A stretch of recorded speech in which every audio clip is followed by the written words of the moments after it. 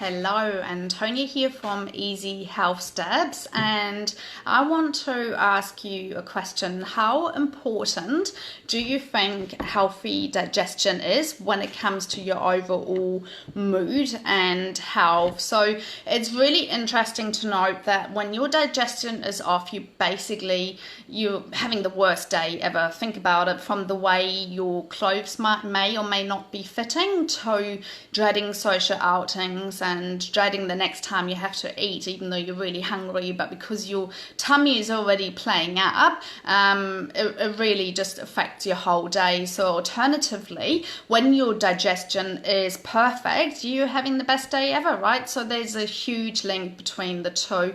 And generally, if there's little minor signs such as like bloating and cramping and gas, it's generally a sign that something isn't quite right.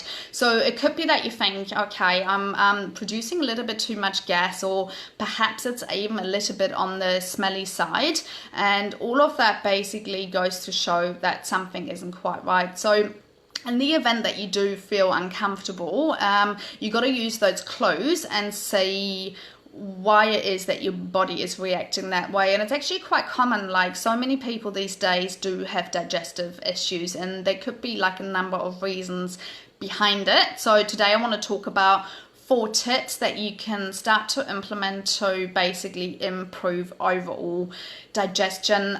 So tip number 1 would be identifying the foods that you may be sensitive to. So most of us do have some form of sensitivity, and the most common culprits are things like dairy, or gluten-containing products like wheat, barley, and rye, but even things like beans and preservatives, and for some people it could even be like potatoes, or like think of the nightshade family. So there's lots of different healthy foods that, you know, should be perfectly fine to consume, but they might be to blame for creating bloating, cramping, gas, and all of that kind of stuff. So when someone comes to me and they say like, oh, I'm just like constantly feeling agitated and really crampy and bloated, I tend to suggest avoiding at least gluten and dairy for a couple of weeks, and after those 2 weeks we'll introduce them back into the system and just see if symptoms have improved or if there's reaction. The tricky bit is though that when you eat food, it can actually show up after like 3 days that you do have a reaction to it. So it can be immediately, in which case it's easy, or it can be within 3 days. And if you do that form of elimination diet, you have to, like, you know, note in your food diary what you've eaten, how much and when, and the timing of it. So it can actually make it really, really tricky to identify the foods that are giving you grief. So a much easier form would be to do an intolerance test, to basically cut to the chase, get on with it, and then you look at your report, and you then avoid those things that show up on your report for 28 days, and you eat foods without those, and then you reintroduce them. So at least then you know what you're looking for, and it just narrows down your list of sensitivity so much more. And by giving your body a break, you basically, your gut has got a chance to repair and heal itself, and that would be the best thing that you can do. So number 1 tip for healthy digestion is identifying the foods that you may be sensitive to. So next is basically increase your digestive fire. And when I talk digestive fire, basically means talk about like the way your body breaks down carbohydrates, proteins, and fats. And that's basically the natural biochemical reaction that your body does via like stomach acid, enzymes, and basically bile. So if there's something not quite right with your digestive fire, it means you can get really crampy and bloated every time you have food. So I suggest considering a natural supplement containing including enzymes. That was a hard one, and basically you'll notice the difference straight away. So tip number 2 is increasing your digestive fire with enzymes in form of a supplement. So next would be probiotics. So these can be taken in form of a supplement again.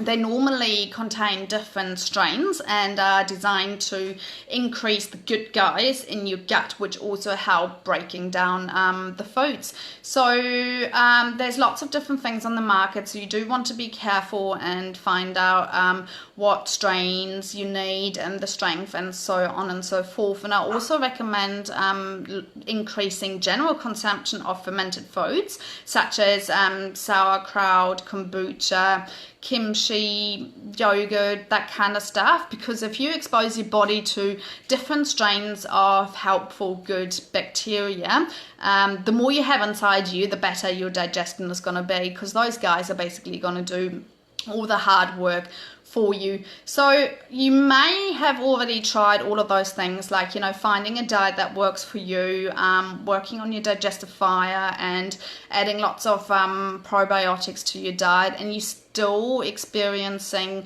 some issues like cramping, bloating, constipation, maybe bowel movement. It could be like runny stool, or that perhaps you can't go to the toilet at all. And if you've tried all those things and it's still not quite right, I would personally watch out for leaky gut.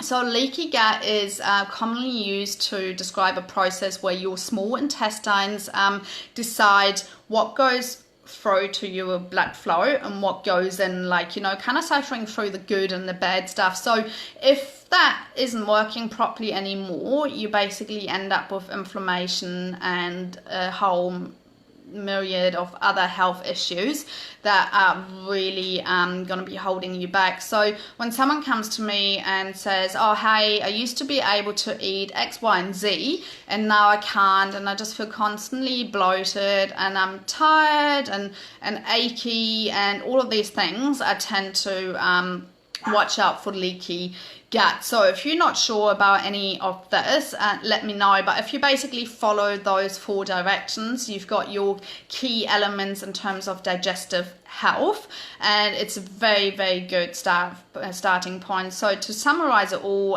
number 1 step would be identifying the foods and the diet that is right for you. Number 2 is making sure that your body can break down the foods that you eat through the use of supplementation and natural enzymes.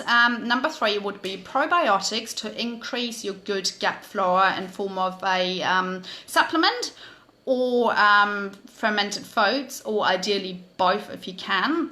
And number 4 would be just ruling out that you have any kind of signs of leaky gut. So if you're not quite sure and you want to find out the foods that serve you best and how to finally get rid of your digestive discomfort, please reach out to me. I'll offer 45-minute clarity sessions and we can just sit down and discuss what we can do to get you back on track, because having an upset tummy and all of those issues can be really, really off-putting. So, you know, it's one phone call away or even an email, you can book it through, and I will put the link in the comments, and it's as simple as that to get started. So let me know if you guys have any questions, and thanks for watching. Bye.